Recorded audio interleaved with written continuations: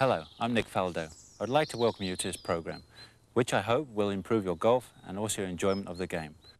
My Open Championship victory in 1987 was the greatest achievement in my golfing career.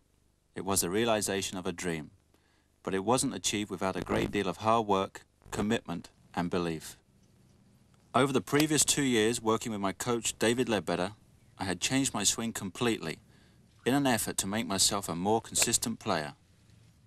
David and I spent many hours on the practice ground working on my swing. This program will enable you to learn our philosophy and see how we approach a round of golf. We travelled to southern Spain, to Valderrama, where we played the Volvo Masters, the last event on our European tour. But let's start at the beginning, and as we all know, good golf starts with a good grip. With David's help, all we're simply trying to do is unite the hands on the club, keeping the club face square. Now, as you see, David's drawn a few lines on this glove here to give you a better indication of exactly where we're trying to put the hands. As you can see, the left hand is pretty much a palm grip.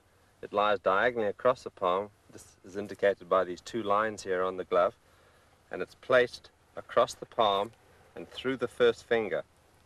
Now, as Nick wraps his hand around here, we'll notice that the V formed by the thumb and the forefinger, the line indicated here, points very much towards his right shoulder. So very important to get that left hand position correctly on the club. And as you can see with these lines, what these indicate are that Nick can see two knuckles on his left hand. Very important for the club golfer to have at least two knuckles showing on this left hand. Yeah, I think initially, a couple of years ago, my grip was a little bit too weak. Right. And this, by moving it to the left, as you can see, my thumb is directly on top. And this causes poor takeaway and bad rotation of the arm. So it's important to feel that you're just a little right of center, nice comfortable position there. Then we apply the right hand. Right. Now the right hand is pretty much a finger grip, and as you can see, as we place the right hand on here, it lies across the base of the fingers here. The shaft lies right across the base. Wrapping the right hand on top there, you can notice the thumb of the left hand fits pretty much into the pad, the meaty pad of the right hand here. If we can just open this, we can see it lies right under the thumb joint here. And as Nick places his hands on the club there, there's a little gap, if we can notice, between the first finger and the second finger. This little gap is important because it helps to join the thumb and the finger together. This just keeps the pressure consistent, and now as we can see, the hands are a unit on the club.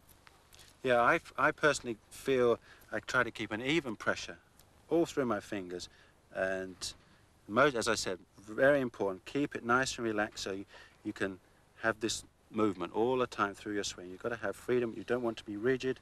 There we go, nice and relaxed. So really, to summarize, we'll see if the hands are set correctly on the club face will then be squared impact. There is a choice that we have as far as where we place the little finger of the right hand. Now, the most common grip, as Nick grips it, is what we term the overlapping or the Varden. There's the third grip, which is not very common these days, which is the two-handed or baseball grip, as they term it in America, where the right hand just sits beneath the left hand. Basically, we're trying to get the hands working as a unit. So I think the most comfortable grip is the one where the little finger just sits on top there and it just rides piggyback. We want to stress that it's so important to spend a little bit of time on your grip. It may feel very uncomfortable to start with. If you could just go out and hit a few balls each day, 20 balls, not worrying where they go, get your grip in the right position, then the feel will come. And if you can do this, it's going to help your game tremendously. Having now got your grip right, the next step we've got to take is getting your stance, alignment and posture correct. Now, the simplest way we can sort of explain this is to imagine your alignment as a railway track, and the outside rail is your target line going through the ball to your target, which we've indicated with an umbrella to make life a little easier for the camera. And you are going to stand parallel on the inside track.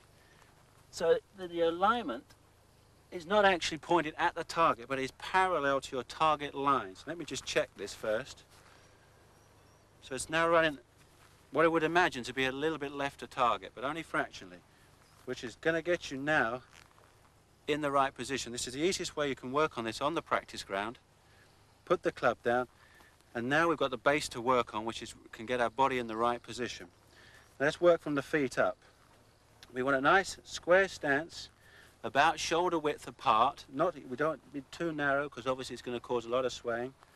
And the important thing with your toes and the feet are, if you were to stand naturally, you'd be square. So to make life easier on the follow through, we want to turn out the left foot just a fraction to give you the freedom to let this knee work. And again, we don't want to, on the backswing, we don't want to restrict the turn of the right knee, so we just let that open just a little bit. Right, now we've got our feet positioned, let's go on to our body alignment. And the most important thing what we're trying to do is get every part parallel to our target line here.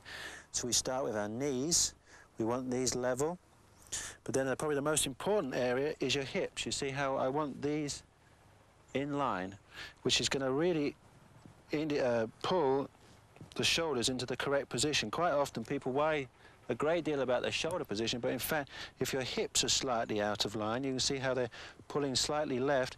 That's going to automatically pull my shoulder line, again now pointing left. Obviously the other way, if we're a little bit shut, the hips are pointing to the right of target, automatically going to pull the shoulders online. It's impossible to not move these two or move these two independently. So we've now got our body, as you can see, aligned correctly. Our weight distribution is nice and even between the feet. Now what I want you to try and do to get the right body posture is to just stand tall and then flex your knees, so in a nice comfortable position. And what we're trying to do is get the weight evenly down through the knees and into the balls of the feet here. So as a guide, as I look down, I've lost the vision of my laces and that sort of thing. I don't want to go too far where I can't even see my shoes. I'm here, nice comfortable position. Now the next important thing is tipping the waist forward. Now if we go too much from the waist, we create a rounded back, which is a stoop position, very difficult to turn. So where we actually want to bend from is from the hips again, keeping the small of our back nice and straight. We can then tip ourselves forward there into a nice comfortable position where the arms hang nice and freely. Another little guide, if you're about a hand's width away from your left leg there, you've got your hands in a nice position. So there we go. There's the basics. David will now run through probably some of my old faults, I think. Well, very simply, Nick used to have too much weight back on his heels here and very open with the hips there. So what we did, obviously, was propped him up to a position where the right foot was very square, so we've pointed that out a little bit there. Much easier to get your body turning in both directions if you have your feet pointed out. So what we simply did was actually get the weight further forward in Nick's stance, more towards the balls of his feet. Got his behind stuck out a little bit. You can see his back is nice and straight. If you just grip the club there, Nick, see his back is nice and straight. His chin is out too. You don't want to get your chin too low because this allows your shoulders to turn freely by having the chin up. And very important, which most club golfers should really try to follow this point, the arms need to be relaxed. We cannot overstress that. The arms need to be relaxed. You don't want to have any tension in your arms.